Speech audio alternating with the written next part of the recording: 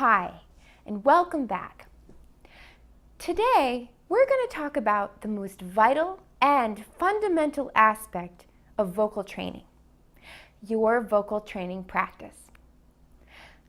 Why is practice so important to the vocal training process? Practice is what drives vocal development and success. Your vocal growth, which might include increased range, longer phrasing, increased intensity, and a freer, more resonant sound, all of that growth depends on your practicing. The two things that matter most about your practice, other than the exercises themselves, are how frequently you practice and on your level of focus while you're practicing. The exercises we're working on at Vocal Academy are the very best that classical voice training has to offer, no matter what level you're starting from. These exercises take a lot of focus and effort to learn and to practice, and that's precisely why they work. Vocal success takes effort and time. Any system that promises you otherwise is shortchanging you somewhere along the line. We all know that it takes work and practice to get strong, whether you're training to compete in a new sport, learning a new language, or developing some other complex skill that involves your body and your mind. Students often ask me what I think about naturally talented singers. Young people showing up on TV or YouTube with amazing voices. My students ask, how did they get that without taking lessons? Were they born that way? I always tell these curious students that nobody gets to be an excellent singer without a lot of singing. Whether these singers studied voice with a teacher or not, they've probably been practicing long hours. Some people do have an uncanny ability to mimic other singers, and this ability gets some started down the road to vocal development. If someone has this natural talent to learn from other singers simply by listening, mixed with a strong desire to sing and with the right exposure to singers that use proper technique, it's possible that this singer may inadvertently develop a practice technique that works well enough to develop a great voice without a teacher. Of course, most of these untrained singers do miss out on at least one or two major areas of vocal growth, which can become significant barriers over time. While working with these types of singers in my studio, we spend a lot of time filling in the gaps by learning the exercises that you're going to be learning at Vocal Academy, which cover it all. But my point here is that whether a singer officially studies voice or not, it's the hours and hours of vocal practice that brings the voice the amazing attributes that make it sound really great. All practice exercises are not created equal, but just knowing the exercises is never enough to get the most benefit for your voice. In order to hear a positive change in your voice, you really do need to make time in your schedule for frequent, focused practice. If you can do that, the exercises will do their job, and I know you'll be pleasantly surprised at the results. So let's talk a little more about why your vocal training practice is so important for your vocal development. A practice routine is essential for any professional singer, or really for anyone who wants to sing better than they currently do. I want my students to become independent. That's why with each of my local students, we delve right away into the exercises to establish a daily practice routine. You can use this same vocal training practice to build your voice anytime, anywhere, years and even decades from now. These exercises will continue to enhance your breathing, build intrinsic musculature in your larynx, and refine your sound for a lifetime of vocal growth and maintenance. These are not one-time tricks that fix previous bad habits, but training tools that lay a healthy foundation from the outset. A huge part of becoming a better singer is finding that daily routine in your life, learning all the components and then doing the exercises so that you can match the experience you have with singing to the knowledge you've accumulated about your voice. You'll learn a lot here at Vocal Academy about how your voice works, but really that's just the first step. Matching your singing experience with that knowledge is something you do yourself, and it's one of the biggest components of finding your own confidence as a singer.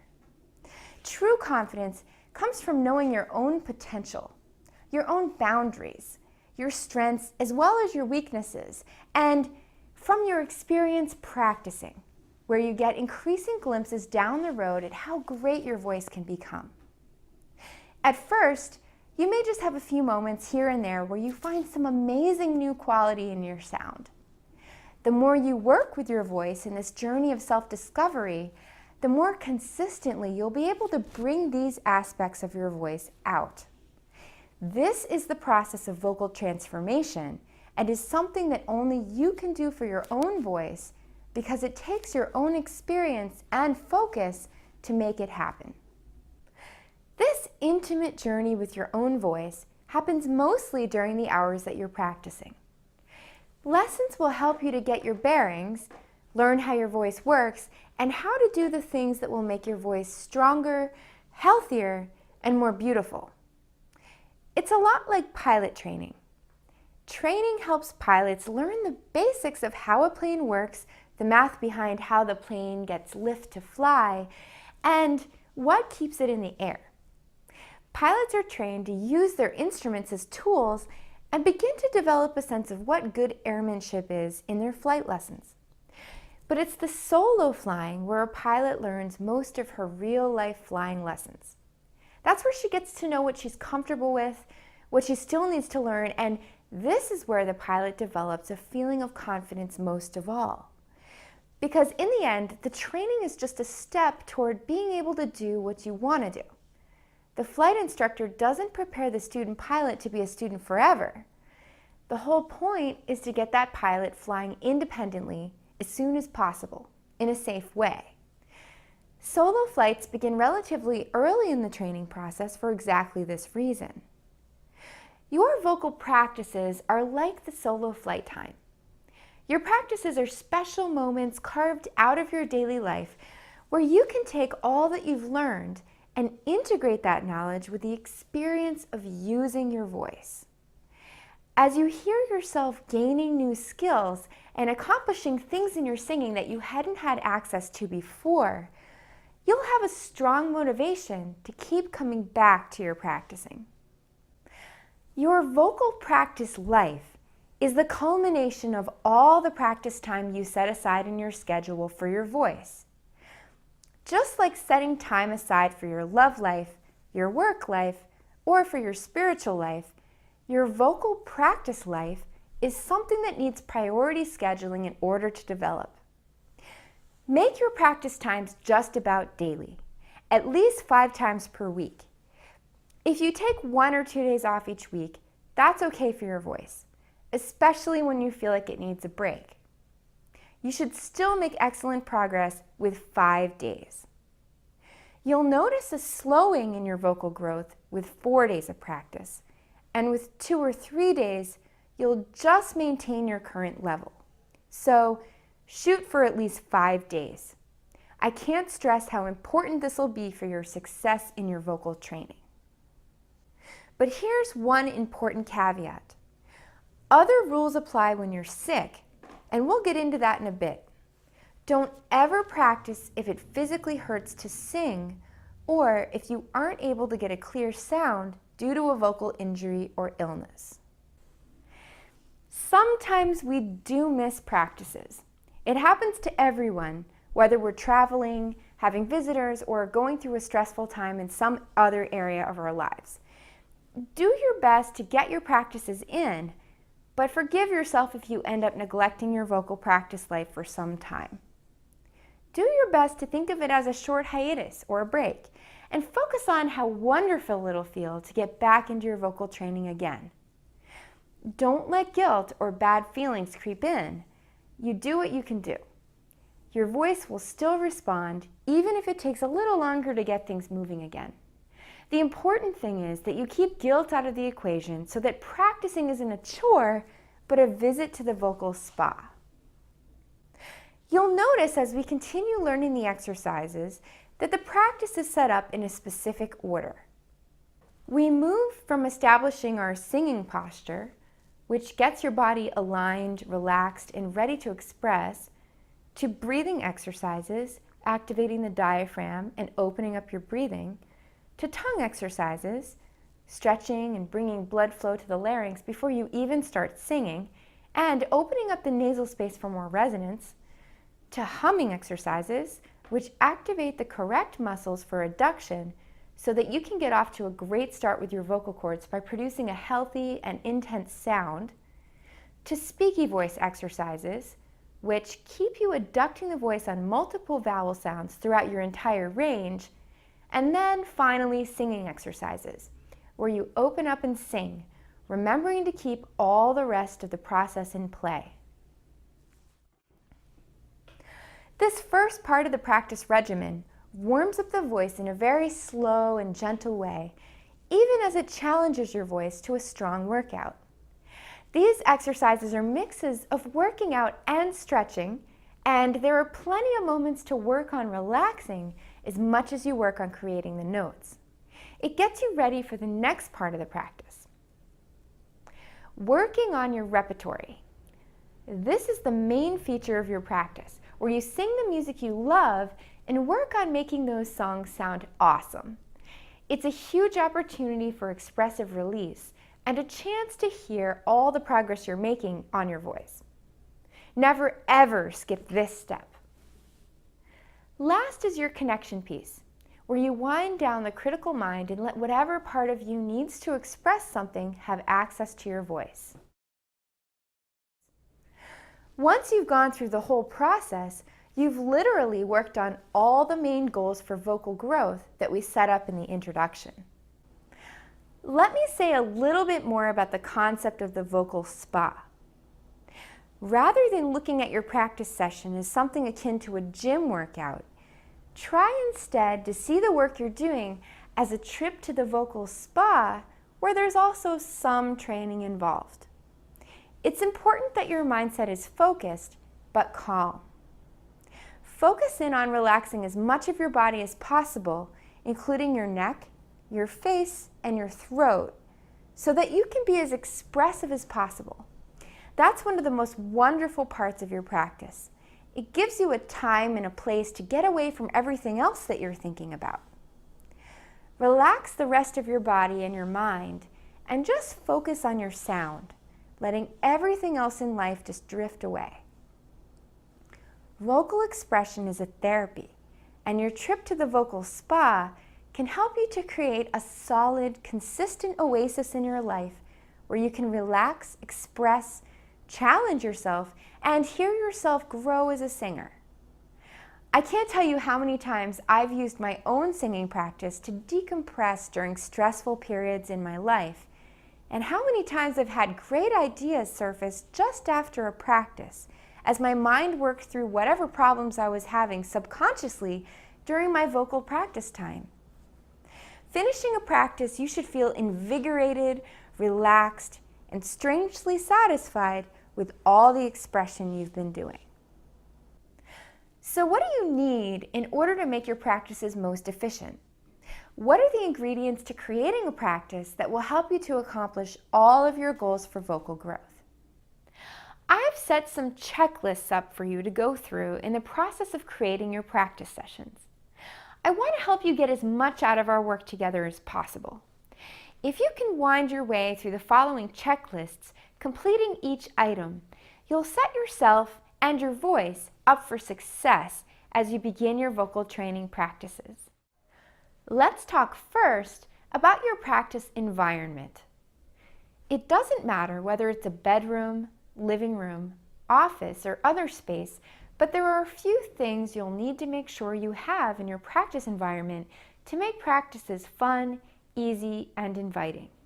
First, practice in a place where you can stand up for optimal stretching, better breathing, and more focus. Although it's fun singing in the car, a vehicle is really not the best place for vocal training. It's unsafe to use that much focus on singing while you drive, and the environment doesn't lead to proper vocal technique or full focus. Bring your vocal training notebook to practices. Access to your notes is essential for building the skills you need in the exercise routines. The fewer mistakes you make in the beginning, the more likely you are to lay a strong foundation of positive habits from the outset. At every practice, you'll need access to water. Always bring water to your practice sessions.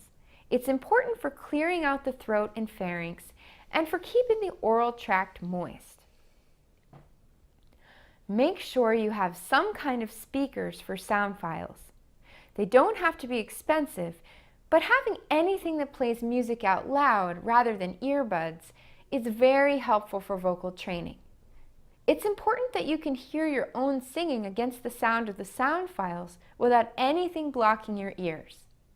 This is especially essential for pitch matching and for sensing vocal adduction. If you're able to, get a music stand. This simple device allows for best posture while you refer to your notes or sheet music or even lyric sheets as you sing. If you've been singing without one, you'll notice a huge improvement in your practice space with the addition of this item. People often sell these locally on Craigslist, or you may be able to order one of these online. I love Manhasset stands as they tend to be very sturdy, but really any stand would be significantly better than nothing. A mirror would be helpful to observe yourself during practices, to look for any postural tightness or strain. Having the feedback of your own image in real time while you sing can help you to get out of old negative patterns and, more importantly, can prevent many bad habits from forming in the first place. Your practice mindset is also very important and is connected to the quality of your practice environment. It's important to remember that your vocal training practice exercises have a dual function: to work the physical voice like an instrument and as part of a ritual that helps you to get into your singing zone. The singing zone is a relaxed and focused mindset that allows you to perform the same way you do in your practice sessions, even if it's on stage in front of an audience. It's important that you have the time and privacy so that you can be relaxed as you enter your practice time and use your full level of focus. Try to set up your environment and schedule so that you can be as relaxed and worry-free as possible during your practices. If you have a roommate, significant other, or family members who will be home during practices, have a conversation if possible to get their full support.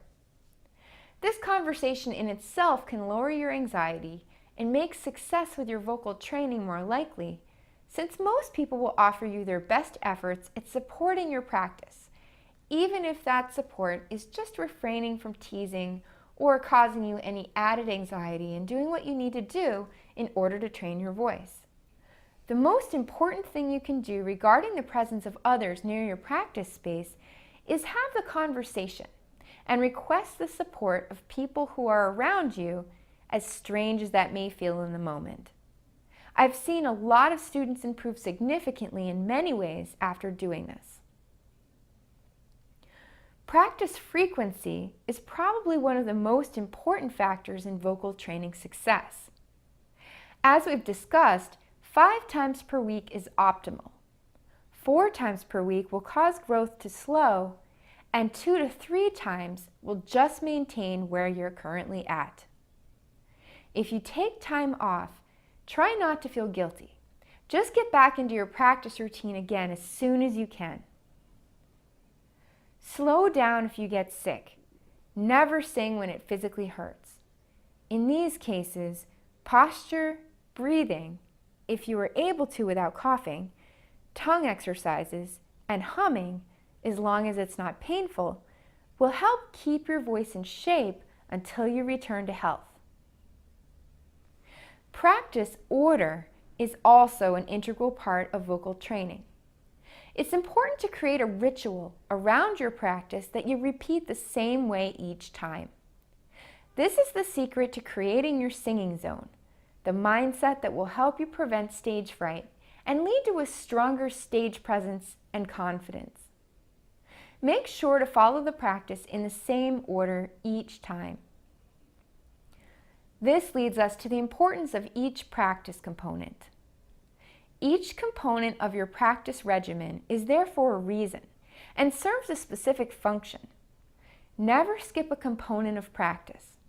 If you occasionally condense your practice due to time constraints, remember to run through all of the components in your practice. It's good for you to know that you can condense your practice time as your routine grows. Sometimes we can't fit a full practice into our day. It's okay to condense practices. If you need to do this, make sure to hit each component of the practice and just shorten the duration of each component. We'll talk more about how to condense practice times in our next practice module. Right now, you're still learning the exercises, so your practices aren't very long yet. As your practice grows, I'll explain more about how to condense your practices. For now, though, stick with your exercises as you're learning them in the modules week by week. When putting your practice together, make sure you look over the list of components for your vocal training practice routine frequently enough to familiarize yourself with the routine.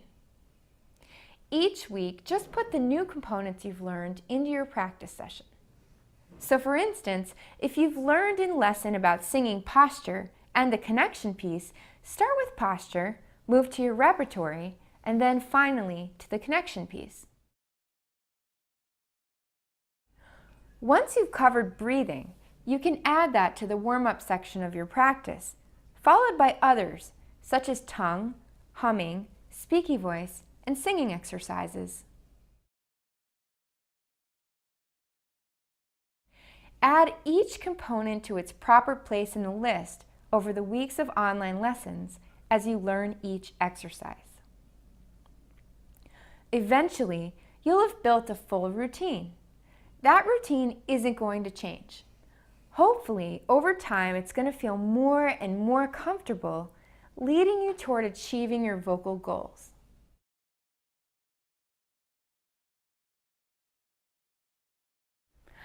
Now we've covered everything you need for your practices to be efficient, effective, relaxing, and fun. The most enjoyment of all will happen when you find yourself with a stronger, healthier, and more beautiful voice. I hope you enjoy the journey you're starting or continuing with your voice right now. Having an awesome routine will help you in so many ways. In addition to all the vocal growth you stand to achieve, a vocal training practice routine will also help you to find your confidence through the creation of your singing zone that will help you later in performances. As you get increasingly comfortable with the exercises, use them to create a powerful ritual with a relaxed and focused mind. You'll start to feel that your practice time is carved out and set aside from the rest of your life as your voice begins its own journey toward the goals you've set for her.